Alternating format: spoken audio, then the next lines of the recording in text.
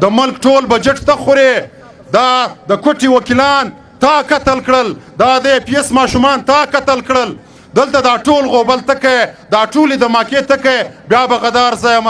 راسه ایمان تیر که مناظره را سره وکړه، په والله چې د ډاکټر نجیب قتل در باندې ثابته کړمه، هغه دې موژلی دی.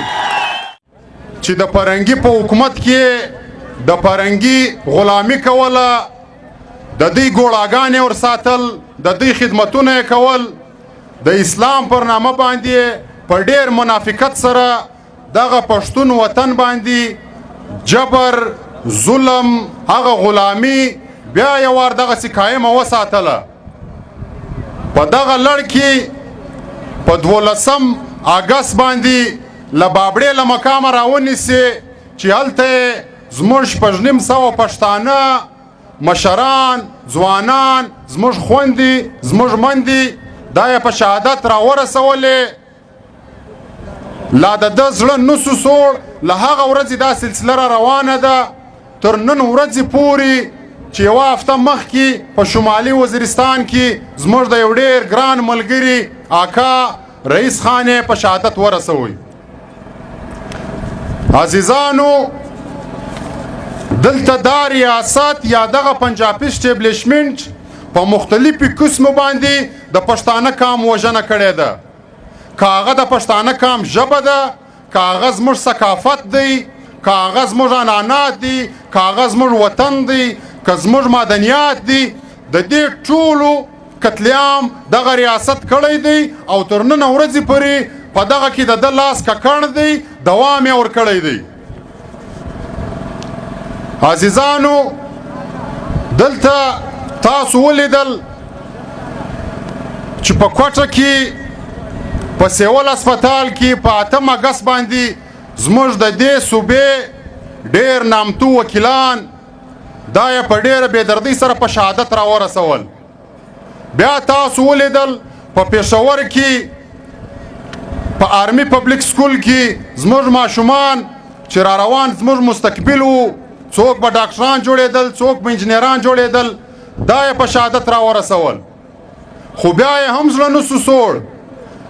پرون تاسو ولیدل یوه هفته مخکې په پېښور کې په یو مدرسه کې دا خلکو چې کومه خونریزي وکړله، زموږ دیني طالب علمان یې په شهادت راورسول.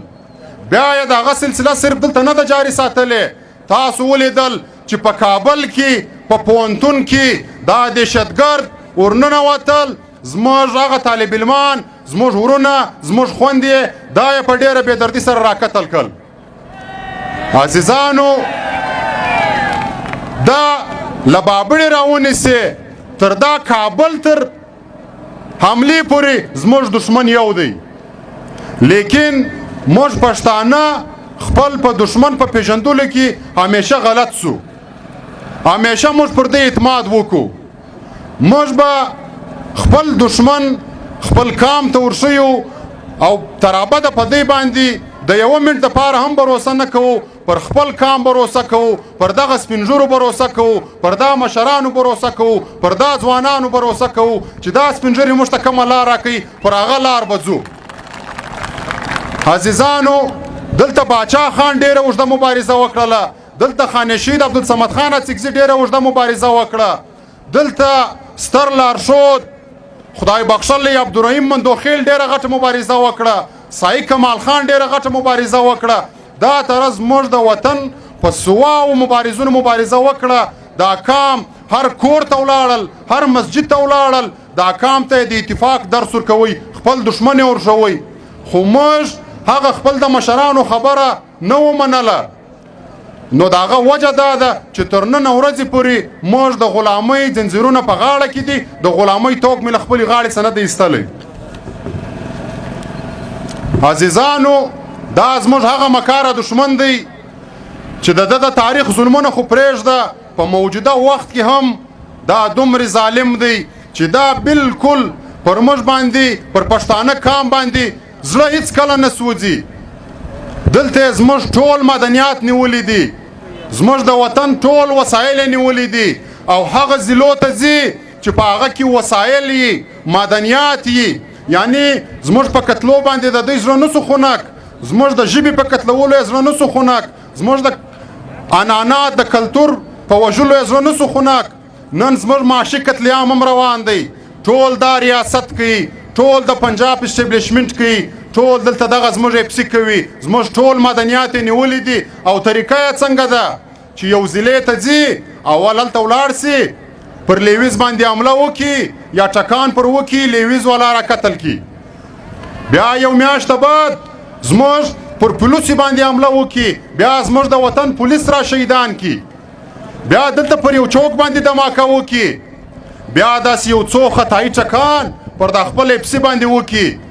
بیا چې په هغه ضلع کې د دوی کم جاسوسان دي، د دوی کم دلالان دي، بیا هغه راسي په اخبارو کې بیانونه ولګوي چې دلته په دا ضلع کې په دا ښار کې بدامني ده، دا ښار دی اپسي ته حواله سي.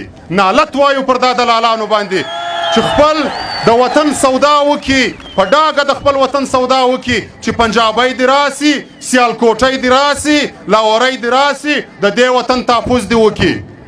او بدبخته خپل تاریخ در واخله. دا سیالکوټی هلته سیال سلو چې ما پرنګی وشړی د دې ځایه. دا سیالکوټي خو د پرنګي سپیانو رمنځل، د پرنګي غلامي یې کوله. ما د پرنګي سره مبارزه کړې ده، خانه شهید جیلونه وړي دي، باچا خان مبارزه کړې ده. د پلار ولا که دا وطن جوړ کړی ولای چې دا پښتون کام نه وای. نن ته خپل تاپوس په ده باندې کې، نو ته پښتون نه یې، تا ته موږ د پښتانه په نامه نسو ویلی. عزیزانو دا خبرې دلته روانې کړي دي. بیا چې دلته پښتون تحفظ مومنټ په وجود کې رالی، د کام خبره یې وکړه، د کام د حساب خبره یې وکړه، د کام هغه مدنیات، هغه د چې کوم قتلونه کړي دي د دې د حساب کتاب خبره یې راواخیستله. بیا یوه میاشته مخکې تاسو به لیدلي په پارلیمنټ کې یو بیل پاس کړي. په بیل کې دا پاس کړل چې دلته به د فوج خلاف یا د ریاستي ادارو خلاف چې څوک ګایېږي هغه ته به 2 لکه روپۍ جرمانه او 15 کاله به قید وي. یعنی دا شرط خو، دا مقام خو نبیانو ته حاصل ولو چې د هغه په شان کې به ته ګستاخي نه کوې. لیکن دی وایي چې زه به په اسټرالیا کې جزیره اخمه، څوک به ما ته غږ نه کوي. زه به په ملایشیا کې د دې ملک سفارتخانه خرڅومه، څوک به ما ته غږ نه کوي. زه به د کشمیر پر سر سودا کومه، څوک به ما ته غږ نه کوي. زه به د دا ملک ټول مدنیات لوټمه، په اسټرالیا کې به د پیزې شاپ خلاصومه، څوک به ما ته غږ نه کوي. عزیزانو یعنی تاسو لږ پر دې خبرو باندې غور وکئ.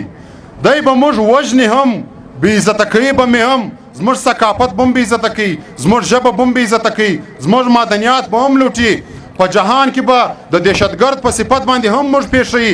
جهان ته به وایي چې دا دهشتګرد دی، خو ته به اظهار هم نسې کولی چې ما مه وژنه.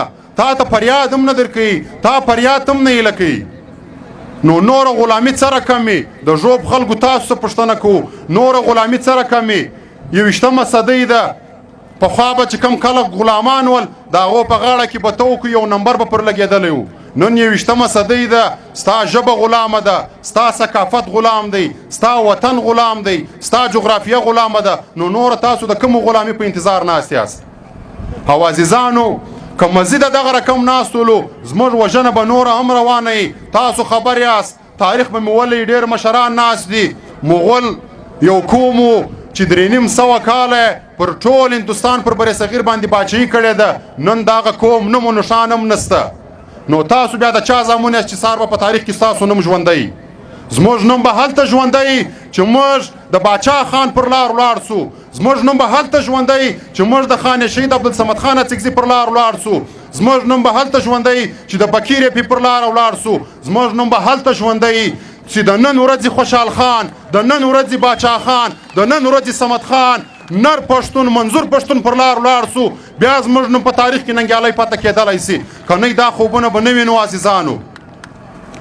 او دلته بله خبره دا روانه ده عزیزانو، ملګرو اشاره ورته وکړه چې پرون دلته په دا ښار کې د پی ټي ایم د جلسې خلاف پمفلټ تقسیمېدل چې دا غداران دي.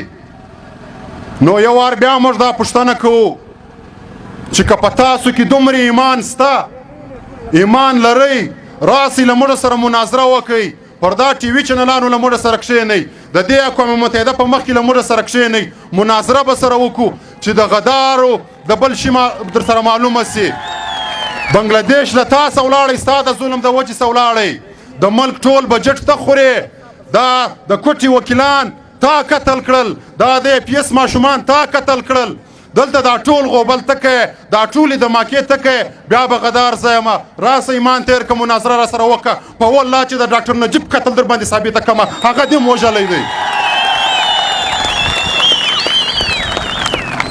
نو دا د غدار په نارو باندې یا دا د غدار په فتوو باندې تر ابده موږ ډېر خوشحاله کیږو ولې چې د غدار لقب همیشه په پښتانه کام کې هغه چاته ملاو سوی دی چې هغه د پښتانه د جګې شملې خبره کړې ده د هغه د پښتانه د ننګ خبره کړې ده هغه د پښتانه د غیرت خبره کړې ده نو نن که ته پر موږ باندې د غدارۍ الزام لګوې دا زموږ دپاره ډېره د ویاړ خبره ده موږ په خپل زړه کې ډېر خوشحاله کیږو چې یاره واقعي موږ د باچا خان پر لار روان یو د خانشید پر لار روان یو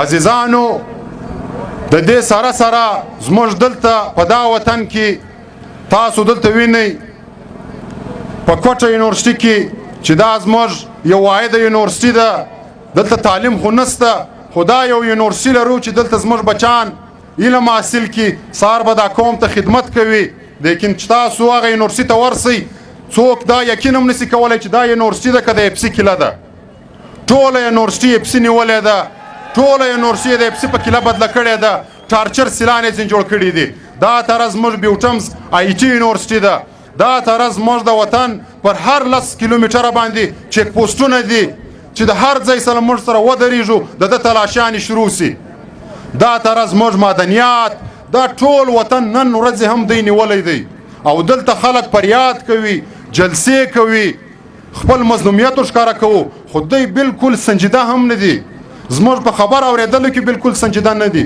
اوس هم په هغه غوربل باندې لګیا دي په سیاست کې لاس وهنه کوي په پارلیمنت کې لاس وهنه کوي په افغانستان کې په مداخلت باندې لګیا دي په ټول جهان کې خپل فسادونه روان کړي دي